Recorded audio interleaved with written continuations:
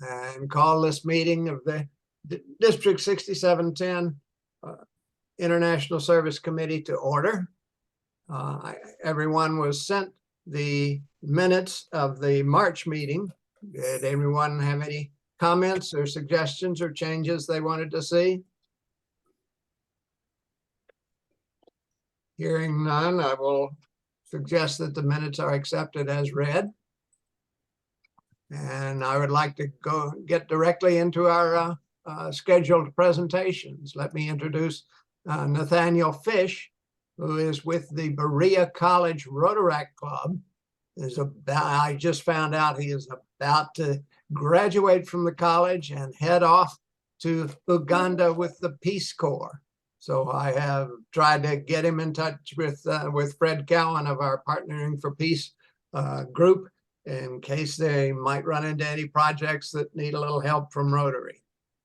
So Nathaniel, feel free to go ahead and share your screen and tell us about the project you're working on but this is in Kenya, right?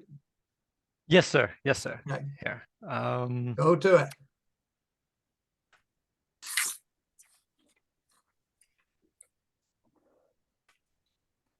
How is that? Can everyone see the? Looks good. Yeah. Yes. Perfect. So hello, everyone. As he mentioned, my name is Nathaniel Fish. I'm an economics graduate here down at Berea College. I'm also unhappily inside because the weather is just very, very wonderful today. Oh, sorry. So a little bit about myself. I am the former president of the Berea College Rotaract Club, and I'm currently the international service coordinator for the club. When I was a senior in high school, I also participated in the Rotary Youth Exchange, where I spent a year in Jamshedpur, India. Great. So I'm very happy to be here with you all today, and let's just get into this project that I'm coming to you guys today to talk about. So the Build a Library project. First, I want to talk just a little bit about the Berea Rotaract Club. We are a very small and very new club. We were founded in 2020, right before COVID hit the college, which was not a great time to found a club. But it worked out well, and we've had some really great food events and volunteer days. I work part-time with Grow Appalachia, a program here out of Berea College, and so we've been able to have some really good partnerships doing service work with farmers.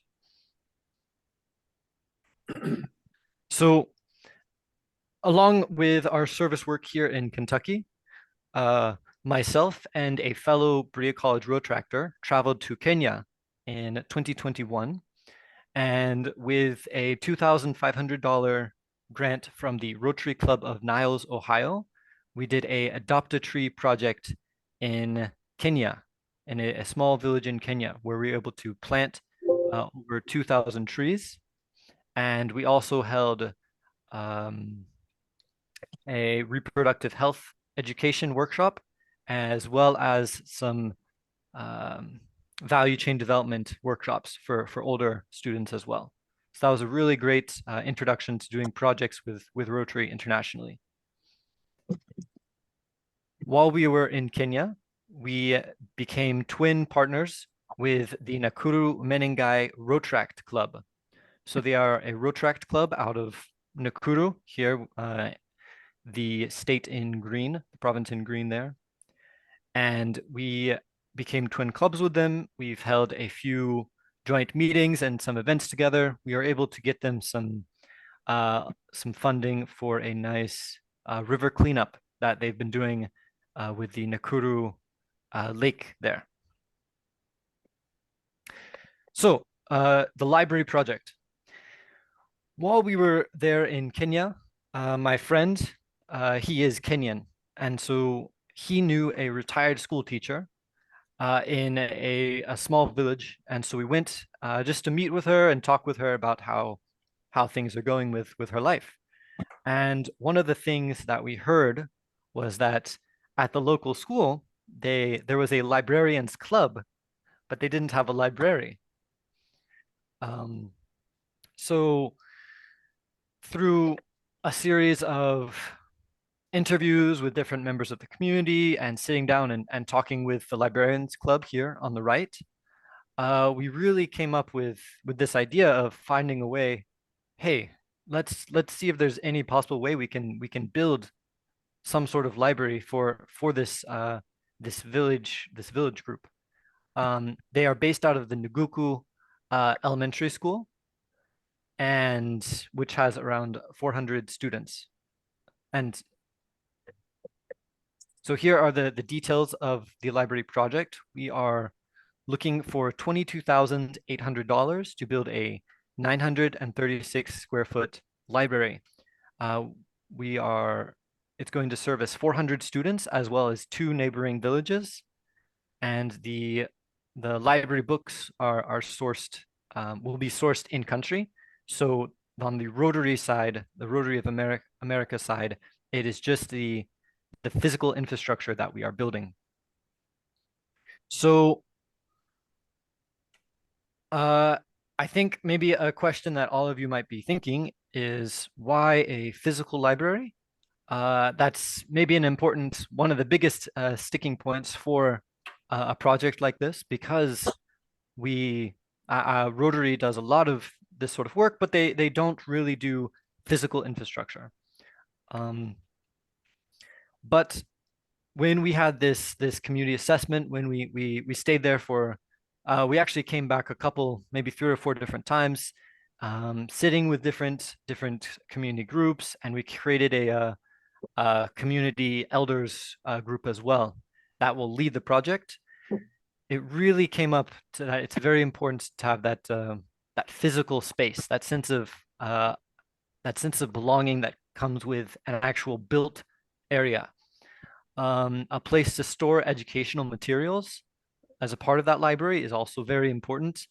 A place for students to be able to study with electric lighting at night. And then also, because we are not looking for above the 30,000 global grant, as the global grants don't do that physical infrastructure. This background picture here is a picture of some of the facilities at the school. And so you can see how really providing, if we were just providing books, or if we were just providing maybe educational materials, a lot of the sort of the weight of this project, of that physical space for students to have a place where they can store educational materials, is lost.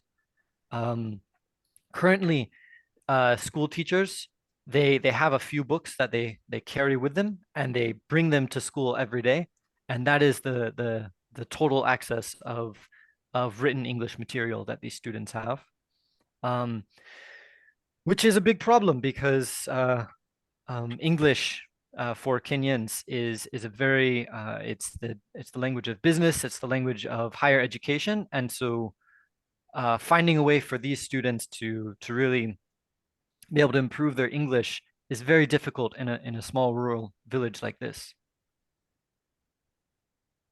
So this is a lot of text, so sorry about that, but I'm just going to hit the highlights. We created the Nguku Committee to go through the everything that's on the village side. Then in the middle is the Nguku Menengai Rotaract Club, which we are partnering with on the Rotary side. And then finally is the Nguku School Leadership, which would actually, which is where we are building the library and would take control of the library after it's built. Actually, I'll go on a tangent for a second. While I was there, they have an old Rotary hospital in this village, which was such an amazing surprise to be out in very, very deep rural Kenya to see this Rotary hospital, which had been built over 20 years ago, and it's passed into private hands, and it's still there functioning as a pillar of health and education for this community. And this village, these two villages, the school is between two villages.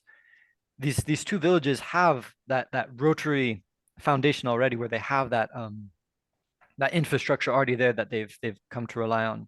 I just thought it was a really cool moment. Anyways, so the Nguku Community Committee, over the past about year or so, we have been creating memorandums of understanding. So having lots of meetings between us, the Berea Rotaract, between these three different groups, and we've been sitting down and writing up these memorandums of understanding so that we can make sure that maybe we hit a lot of the points that if American funders would want to know before we fundraise for this project. So with the Nguku Community Committee, it's creating that link with local authorities. They're going to be helping with the selection of contractors and identifying suppliers and ensuring those contractors are doing what's required of them.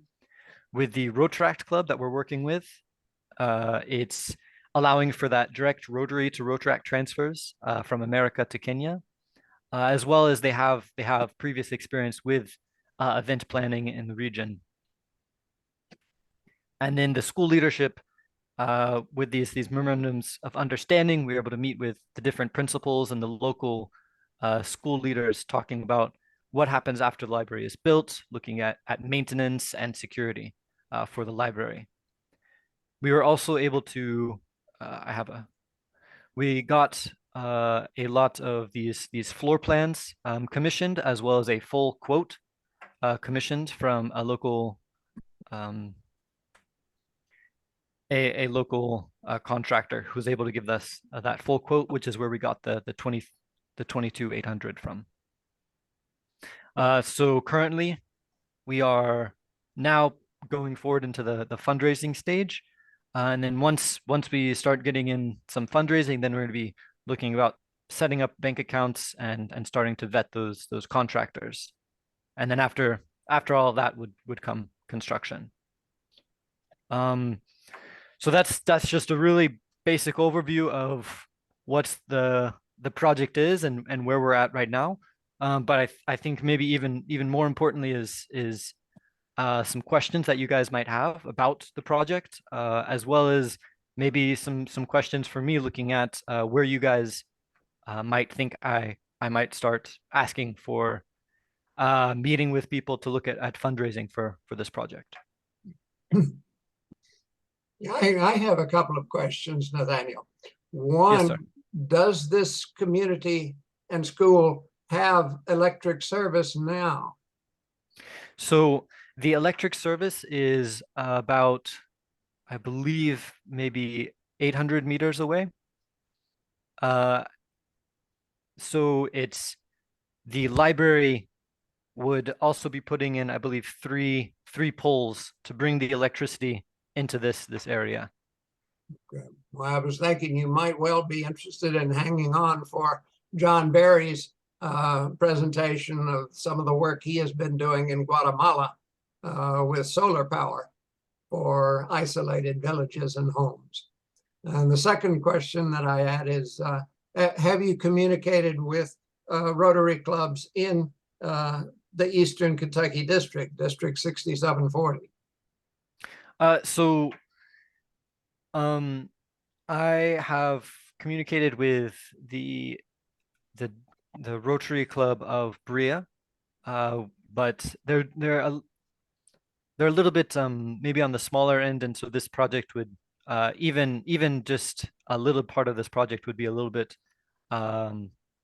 much for them, and so I think maybe once, if going forward from like fundraising from other sources, then we might be able to see what funding from them looks like. Also, I met with the Rotary Club in Richmond, and so they promised $500 to go for the project. But this is sort of our first maybe large scale meeting with with looking for funders. Okay. And of course, this, since it doesn't qualify as a global grant, and I'm not sure it would work with any one club or group of clubs as a district grant, since your time schedule is probably going beyond 1 year. This would be a matter of seeking simply donations of fund resources, of local Rotary Club resources to go into your bank account. Is that accurate? Yes, sir. Okay. Okay, any other questions? I can see a lot of you are muted, but feel free to unmute and Rick, just one comment really. Nathaniel, thank you very much for a very interesting presentation, and kudos for going into the Peace Corps. I was in the Dominican Republic about 1,000 years ago, so I highly encourage it, and best of luck to you. I just put a long note into the chat, which you can copy it if you'd like, but there are 2 websites I want to bring to your attention. One is a Partnering for Peace.org website, and this is a group of returned Peace Corps volunteers, former Peace Corps volunteers who are now Rotarians, and we're working to try to link up Rotary clubs around the United States with Peace Corps projects in some of the 62 countries where Peace Corps operates today. So I know that it was mentioned a minute ago that you were going to get in touch with Fred Cowan, and he's our point person on this. So please be sure and get in touch with him before you leave, because he's the guy who can bring you up to date on what's going on. The second thing is a link to my Global Connections Television website, and there are over 25 interviews with a current Peace Corps director, past Peace Corps directors, former Peace Corps folks, Rotary International presidents, the CEO of Rotary, and just a lot of resource people that I think would be of interest to you at this point in your professional life. So I just bring that to you for your information, but keep us posted, please, and kudos on the great job you're doing. Thank you, sir. Daniel, Any other questions? I have a nosy question. You noted at the beginning that you got a $2,500 grant from a Rotary Club in Ohio. And I'm wondering how the Berea College Rotaract Club pulled that off. So I mentioned I was in the Rotary Youth Exchange, and so I contacted some old Rotary friends of mine in India, and an old Rotary friend of mine in India, Mr. Ronald DaCosta, is good friends with a Miss Sodamani Patel, who does Rotary work in Ohio. And so Miss Patel and I believe Dr. Patel and I have sort of created a relationship from there, and she was able to get that funding from Ohio. Rotary and Right Rotaract track. connect the world. Beautiful. Well, and you're on the right track. Tap all those people that you know, because if you can get a Rotary Club to be your champion on this, it will be easier. And it seems to me you would be a hard guy to say no to to folks who know you. So tap those people. Good job. Good job. Thank you, ma'am. Yeah. And we are fundraising in Kenya as well. We felt it would be important for the American side to show that the Kenyan Rotary clubs are financially invested as well, and so we have 300 from the Rotaract club that we're partnered with, and then they are on their side doing sort of the same thing that I'm doing right now. Okay. Any other questions for Nathaniel? So I took a quick glance at the layout you had of the building and didn't notice any plumbing. So there's no water or anything like that in this? No, sir. Just basic building security and okay. Yes, sir. All right. I did have a question, if you can hear me. Yes, sir. Yes. So I take it in Kenya, it's kind of a warm there in the summer? Yeah, it's quite warm. Quite warm. You might do well to have extended eaves to keep the sun off the building and keep it from heating the structure itself, which would then heat the inside. Thank you, sir. Okay. Okay. Great. Thank you very much, Nathaniel. Yeah, I will share your email address with the group so that they can get in touch with you, and maybe we can get some follow-up and see what the different clubs are likely to do and ways that they can help. Thank you, sir. And then also there are those documents that I had sent. Yes, If you could share those as well, that would be great. I can do that. They will go into the minutes of this meeting. Perfect. Okay. Thank you, sir. And then our second guest today is John Barry, with whom I have visited and worked in Central America.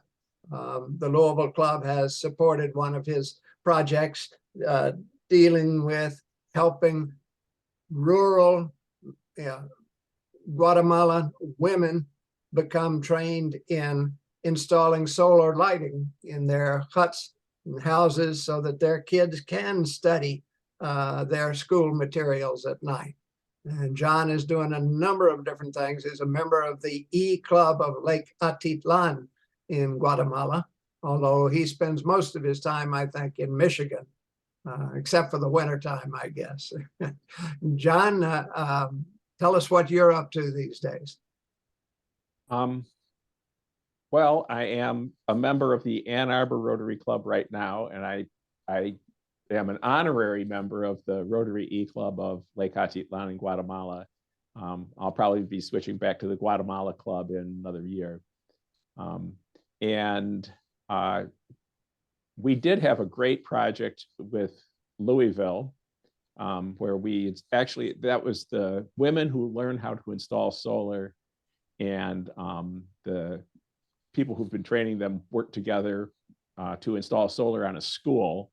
And I have a video about that, Rick, that you had mentioned, and I might be able to show it. Am I able to share my screen? You should be able to, yes. You're better at this than I am. Let's see if this is it. Lighting the Last Mile, does that say that on your screen? And that's what it says. Tell me if you can hear it.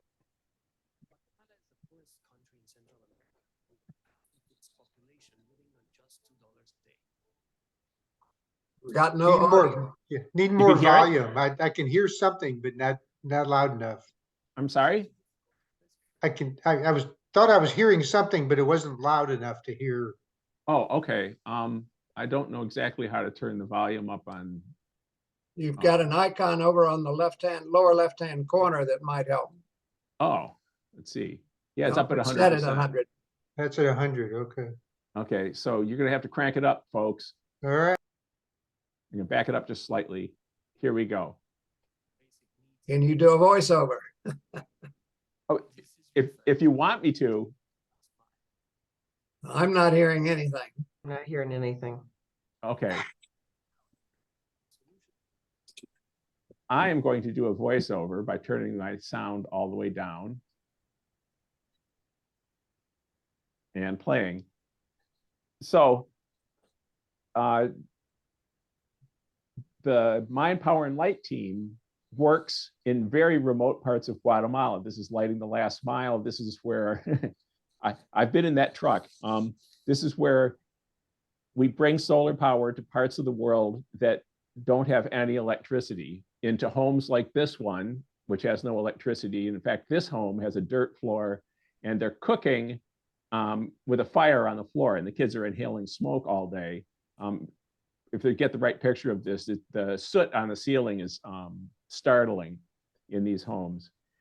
So we're both providing solar power to the homes, which the kids can study at night for the first time. They don't spend money on candles anymore, so families have more money to spend on food and maintenance for their places. They're able to work at night. and then we also installed solar power on this school.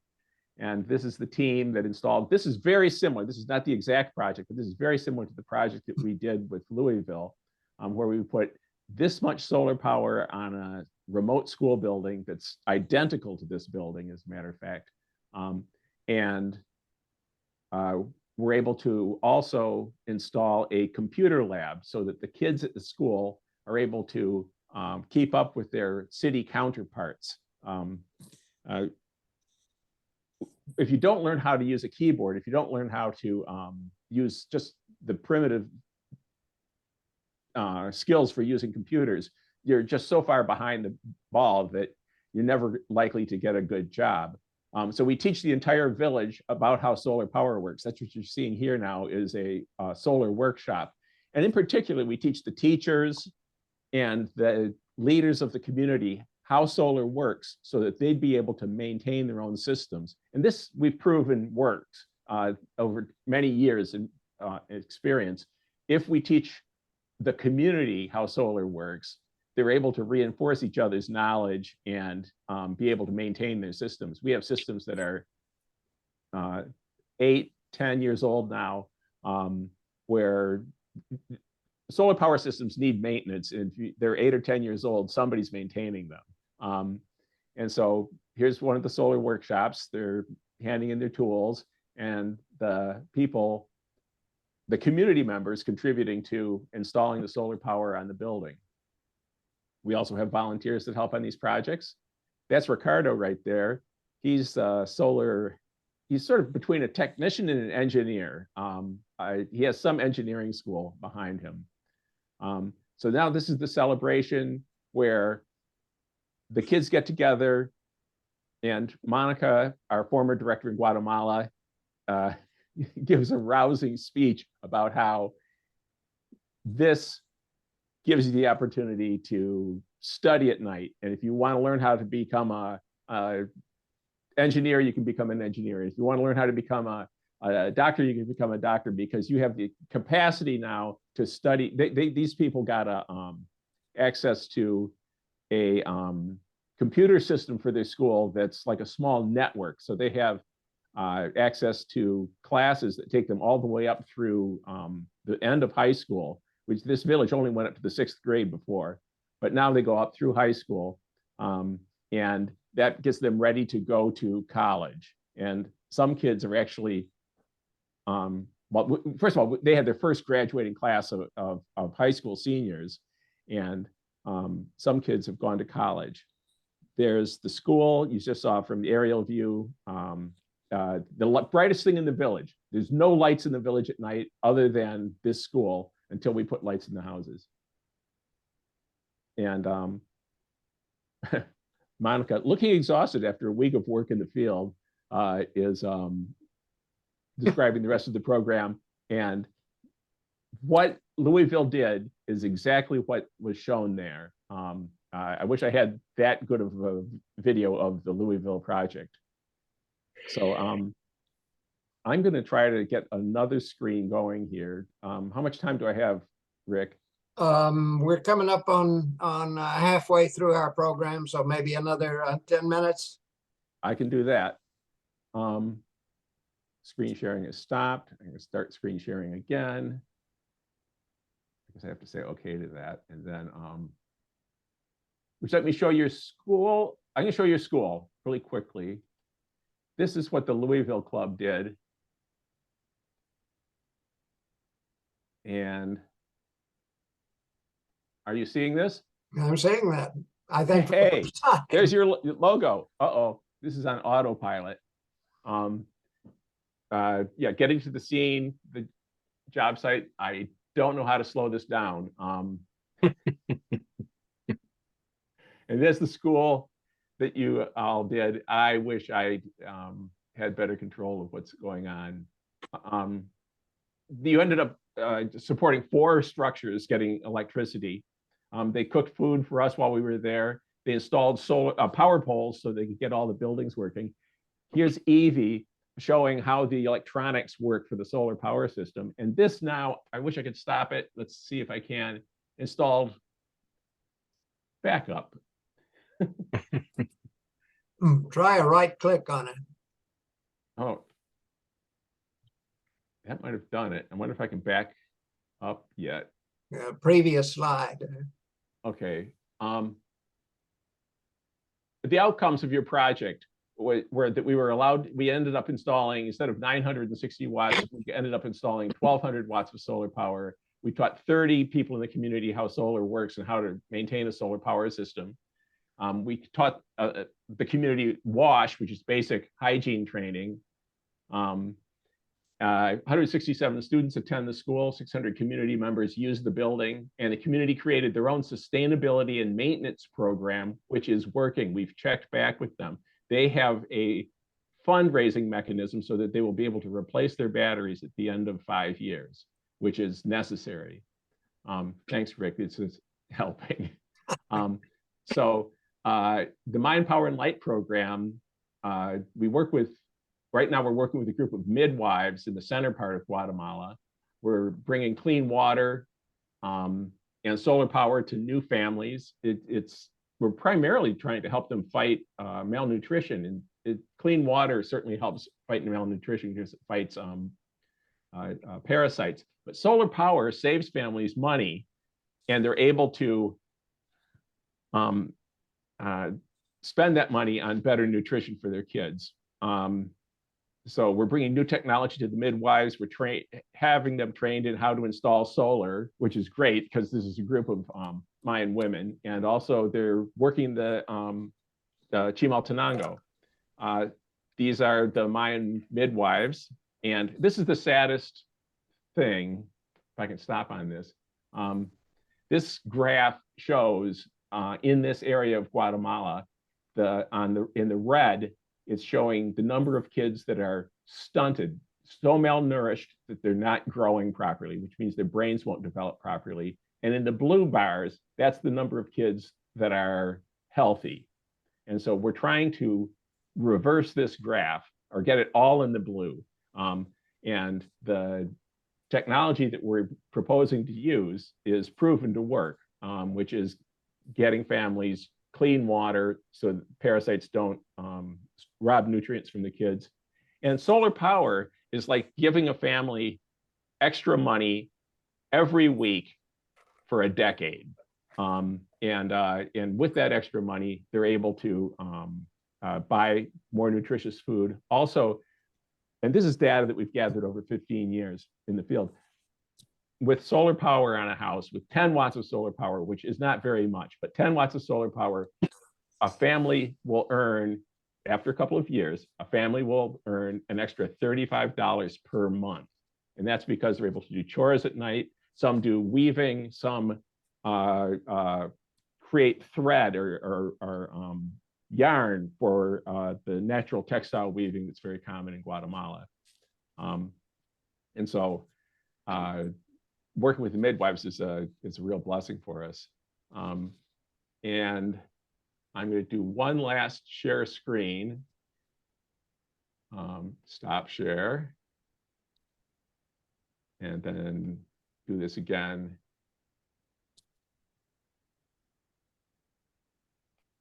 This will be quick, Rick. Okay, Rotary Club from the beginning here. I hope this one isn't timed. I will I have a heart attack if this one's timed. Anyway, we're going the last week of July to Guatemala to visit Rotary projects. It started out with the Ann Arbor Rotary Club, then it became District 6380, and now we've expanded it to all Rotary members in the United States that are interested in international humanitarian projects or want to visit Guatemala and see what Rotary does. So you all are invited. I have a brochure or a 6 or 7 page document about the trip that I'll send a copy to Rick, so he'll be able to distribute it. But we get to visit Rotary projects. We get to stay at a UNESCO heritage site, which is La Antigua, Guatemala, and we stay on the most beautiful lake in the world. That's according to Aldous Huxley, by the way, not me, although I agree with him. We'll be staying in a very nice place on Lake Atitlan, and from that hotel, we'll be taking trips every day out to different Rotary projects or to participate in a Rotary project. We're going to be installing solar on a couple of houses, and you're invited to help install solar. This is Antigua, Guatemala. It's a it was the capital of Latin America, from the center of Mexico down to Panama, the end of Panama. And this was a finished city, 10 blocks by 10 blocks, had 30 churches. And this city was completely built out and operating at the time the Pilgrims hit Plymouth Rock, and we were living in mud huts. So it's a beautiful old town. You won't find many older cities in the United States that are still operating. Another classic photograph of Antigua, Guatemala. This is a view of the lake, essentially from the front porch of the hotel where we'll be staying. This is the people at the hotel saying, "Hey, Rotarians, come visit." Another view of the water from the front of the hotel. This is a group of Rotarians. We've done these trips a few times before. In the back there, you can see an old guy with gray hair or no hair, depending upon how you look. And that's me back there. And this is a group of Rotarians from Petaluma, California, Calgary, Canada, and Ann Arbor, Michigan, and the Rotary E-Club of Lake Atitlan, having dinner together. This is how we get around when we're staying on the lake. There's few roads between the villages that we serve. This is one of the projects that we'll be looking at. This is a project that will be bringing water to a village. And this is your project, by the way. This is the Louisville project. You can see that the school looks similar to the other one that we showed in the video. Thank you very much. And we work with Interact students and Rotaract students. This is Rotarians learning. You get to learn the same class that we teach the village, like the school teams. And you get to install solar power on a couple of residential structures. Get to look at a potential new project for a Rotary. This school needs solar power. I like the way that it's designed, like Crail. May I? Yes? Yeah, I'm on a Zoom meeting. That's all right. Okay. I think they're not talking to me. The Crayola crayon columns, I just love those. And we get to visit Mayan ruins on the trip. On the left-hand side, that's Ruben, who works with us, carrying his two kids. And so you get to see Mayan ruins on the Rotary trip in July, and you're all invited. And that's the end of that. And we have a project that we're looking to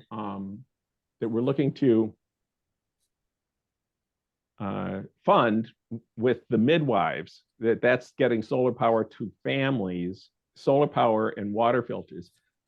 We did a little analysis and found that just getting solar power to a family and ignoring the fact that the family needs to also get a water filter is not economically viable. If you're going to go to the trouble of actually getting into the field and getting mobilized and having a truck go to some remote part of the world, it pays to, one, bring a water filter, and two, to deliver a solar power system that has the capacity to charge a cell phone and light a couple of rooms. Some people who work in the field doing this type of work will show up at a house with a little solar lantern it's great. It's better than a candle, but it doesn't do any more than that. And you walk away from a house and you've spent all of that infrastructure and all that time and money, and it costs a lot to do this. And you haven't really provided as much as you could. For a few dollars more, for another 10% in terms of the overall cost of running a nonprofit, for an overall 10% more, you can deliver 10 times as much electricity and a water filter, rather than just delivering a simple single solar lamp. So with that, I'll answer questions. And the proposal that I have is to work with the Mayan midwives and to help them provide solar power to 45 homes, to provide solar lanterns to the midwives so that they can get to these homes at night, because they hike at night, often for hours, to get to the homes. And their flashlights don't last that long. And also to provide light for the houses so that the babies can be delivered by light, with light rather than by candlelight. And so that's the beginning of our Mayan midwives program. Okay. Thanks very much, John. That's great. I immediately, see a possible connection with Bob Swope and the Elizabethtown Club, who've been doing clean water projects in the Huehuetenango area of Guatemala for lots of years. Bob, do you have any interest in discussing possibilities with John? Well, I'm curious to know, when you say take a water filter, tell me more specifically how you're purifying water. Well, there's two ways that, okay, we purify water at the house or at the school, not at the source. And because the pipes are questionable, and so purifying water at the house is how we do it. There's two types of water filters that we use. One is the locally made water filter that uses essentially a porous clay structure that's been treated with a little bit of silver. And that's locally made in Guatemala. It's very effective. We've seen the data sheets on it. And the other one is Sawyer water filter, which is a common international humanitarian intervention water filter. They're great. They're top notch. They last a very, very long time. The first one that I mentioned would last for a couple of years, maybe 4 years for a family. The Sawyer filter will go for 1 million gallons if you take care of it. So 1 million gallons is a lot of water. And you're familiar with this. Are you familiar with the Sawyer filters, Bob? Yeah, we do a system that's more designed to supply clean water for a whole community. Oh, hey. And it's through Living Waters for the World. But we do have two systems in the area you're talking about. One just outside of Chimaltenango in El Tahar, and another one on the other side of Chimaltenango. And these water systems are delivering water in 5-gallon garrafones in the 5-gallon plastic bottles. Uh-huh. And it might be of interest to you to know where those systems are, and possibly be able to access water from our partners in those two systems. Also, just to check out the systems, to see things that are working well is a gift.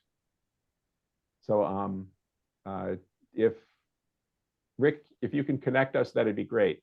I can do that. Thank you. Sure. Certainly. I mean, I had one question regarding the solar panels. I assume those have to be imported or not manufactured in Guatemala? That is correct. We originally made our LED lights in Guatemala. When we first started doing this, an LED light bulb, a 1-watt LED light bulb, was $24. And so we bought LEDs and we made our own circuit boards for converting electricity very efficiently from 12 volts to 3.1 or whatever these were. Been a while. So we made our own light bulbs in Guatemala for a couple of years. Then the cost of LED light bulbs went down. Okay. Can I ask a question? You saw all the students with their computers. They have internet connection, really? No. Okay. They have either a Rachel system, which is a system that a lot of Rotary clubs promote using, which is a local network that has a hard drive with a lot of lessons on it. Okay. All right. And we do something similar to that also using Khan Academy classes, and we pick curriculum with the Khan Academy and the school staff. I'll tell you, those computer labs are for the school buildings that we've worked on. We've worked on over 20 and might be over 30 now because I'm old. I don't remember everything. And the school systems, for the most part, only go up through the 6th grade. And once they get a computer lab, they go through the end of high school, and you get high school kids graduating. As far as I know, every single school now has some high school classes where they didn't before, and it's because they have computers. Okay, thanks. Yeah, I have seen some devices in use in Rotary projects in Africa. I think the device is a Raspberry Pi that can collect an awful lot of information and basically simulate an internet connection for many purposes. Yeah. So there are ways to do it. Yeah, and John, Raspberry Pi really is thank you relatively for this inexpensive. presentation. You're welcome. I think there's a lot of potential interest, and if anyone is considering visiting Antigua, Guatemala, I've been there twice. I think Alex Novak has been there a couple of times. It is a beautiful city, and that volcano in the background from those pictures is active and frequently causes some problems. And it's why Antigua is no longer the capital of Guatemala, because back in the 1600s, the city was destroyed by the volcano. But it's well worth a visit. We're beginning to run a little tight on time now, and I did want to invite Carl Buss of the Clinton Club to comment on he's just back from a trip to New Zealand with our Friendship Exchange. I hope he can tell us just a little bit about it. Carl? All right. Can you hear me all right? Yes. Okay. So the Rotary Friendship Exchange is a non-funded exchange of Rotarians and guests between two countries at its basic. So the Rotarians and the people that are traveling are covering all the cost, which is different from the old group study exchange, which Rotary covered the costs of. So we just returned from a 2-week exchange to New Zealand, District 9930, which New Zealand is about the size of Kentucky, split between 2 major islands and about 5 smaller islands. But they have 4 districts, so the 4 districts take up less space than our 2 here. Each of them covers different spaces. So we were visiting 5 different cities in District 9930, and of course, we had hosts in each of those cities, and we stayed with Rotarians in those cities. It was a very good trip, and we spoke in each of those cities about the projects that we're doing in our local clubs. We had representatives from Louisville, Bowling Green, Cadiz, and Clinton, and we developed a program that really focused on projects that we're doing in these clubs to try and engender a exchange of ideas so we could see what kind of projects they were doing and maybe bring home some new ideas to our clubs. So far, the presentations went over very well. Each club spoke. We had about between 5 and 8 minutes for each club, and they have been done successfully.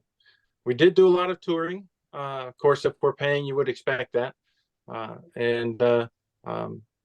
We did not have any hosts any travelers that had a bad experience. So I count that as a success. The return leg is coming on the 18th. They will be coming here, starting off in Louisville. They will travel down to Bowling Green. Then they'll come out here to Clinton, and which is far western Kentucky, about 10 miles from the Mississippi. And then they will go back to Louisville in the beginning of May. So they'll be here just about 2 weeks. Okay, yes, we're looking forward to having them come in and see them. I know my wife and I will be hosting. And would you recommend to representatives of other clubs that they think about participating in future friendship exchanges? Well, if you want to open your eyes to the rest of the world and get your Rotarians from your club to open their awareness to more than your current county or your current state or Kentucky and Florida, then yes, I would certainly recommend it. Because a lot of Kentuckians, it's either Kentucky or it's Florida, and that's it. You know, they suffer Georgia and Tennessee just to get to Florida.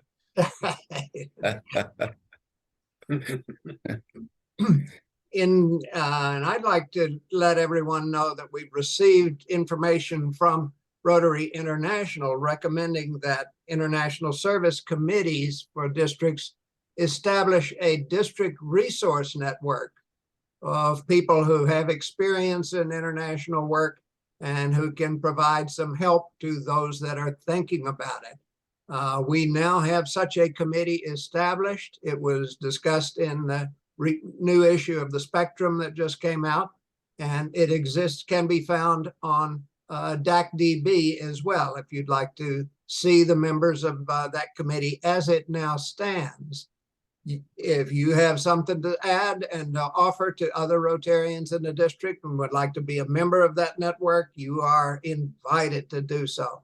Let me know, and I'll be glad to put your name and contact information up on that link in DACDB.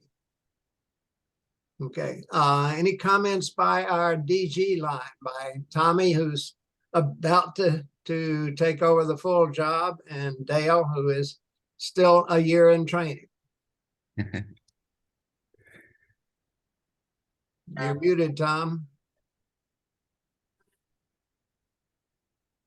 My wife wish I could be muted more often, but first of all, we had a great MS Pets in Chattanooga, but our problem was that we only had about 55% of the clubs represented with president-elects or presidents. And in that case, those people that were absent, there is a makeup for that on April the 22nd. It will be a Zoom. It will be from 10 a.m. to noon on Zoom that day. And we will kind of go over those things that you might have missed and could use in your new year as a president-elect. And just to remind all the clubs, there is a bylaw that says that if there is no president-elect, then the president gets to serve another term. But also at that point too, I've talked to at least about a dozen clubs, and they are starting to understand that. And I'm getting at least 4 or 5 PEs that weren't on the DACDB prior to my making phone calls. So anyway, that is on April the 22nd. Lee is supposed to put out, or I will put out a letter to let everybody register within the next week. Tommy, will that include a grant management seminar? No. Talk to Ralph, and Ralph looks like he is going to have his grant management certification. I'm getting in my emails that he's going to do it on Tuesday, May the 16th, 7 Eastern, 6 Central. And again, there will be a letter that Lee will send out. Might have Ralph's name on it, but Lee's got to send it out. And for you to register for that, and as everybody knows, grant certification and MOUs are very necessary for you to continue and maintain and even start district and global grants. So again, I'm hoping that all those clubs that normally do that will make sure that they mark that date, May the 16th, and make sure that they have either their I guess grant chairperson there online, and make sure you take care of the MOU And, we're doing a great job with global grants and district grants, and hopefully that will continue in those areas that are doing that. So that's all that I have. Okay, And and Ralph will do a session at the district conference in Bowling Green as well? They couldn't come up with something that wouldn't end up being a conflict. Okay, Talked to Nancy about it, and I sent out quite a few emails, and as far as I know, you might check with Ralph to double check, but the last thing that I have, which was on April 5th, that he sent me an email that it was going to be Tuesday, May the 16th, which is district grants training, and it's 7 Eastern, 6 on Central. if you're that on not Zoom? sure that your club It's a Zoom. has It is a completed Zoom. it, It is a Zoom, and I'm not sure how long the Zoom will be, but I expect no more than an hour and a half to touch all the bases that he needs to touch. And if you can contact him, or I'm sure Jen Winiger is in the loop, you can touch base with her. And I'm really surprised that Rick has not already gotten that email. I have not received it, but I strongly recommend if you're not sure that your club is qualified by having had somebody attend the grant management seminar this year, you won't be able to do any grants, district or global, or participate in a global scholarship program unless you do attend this meeting coming up. Okay. Any questions? Any? Okay, Dale. Okay. Thank you, Tommy. I would like to make one other announcement regarding the June meeting of this committee. I will be traveling in Europe in June, the whole month, so I will not be available to chair a June meeting. If anyone else would like to take on that responsibility, I will be more than happy to help set it up and get things going. There are several different possibilities we could do, as well as simply to think a little bit about what we would like to see the committee do in the next Rotary year, which will be starting up. Do you have new project ideas you'd like to talk about and other kinds of activities? Think a little bit about, please, what you would like to see this committee do in the year coming forward. And if you're willing to chair this committee meeting, which would normally be on, again, the second Wednesday of each month, please let me know. I'll be glad to give you the basics and get it started. I'd like to remind everyone of our May meeting on May 10th, when Tony Lutz of South Oldham Rotary is prepared to speak about the projects that his club is looking at and thinking about. I said Lutz, Luft, I think. Tony, would you have any advertisements you'd like to make for your presentation? Tony's muted. You want to unmute, Tony? Yeah, we're trying to get our main presenter will be the Bridge Kids lady who set this project up, and we're trying to get the person from Rotary in Ghana to join the Zoom too. That sounds exciting.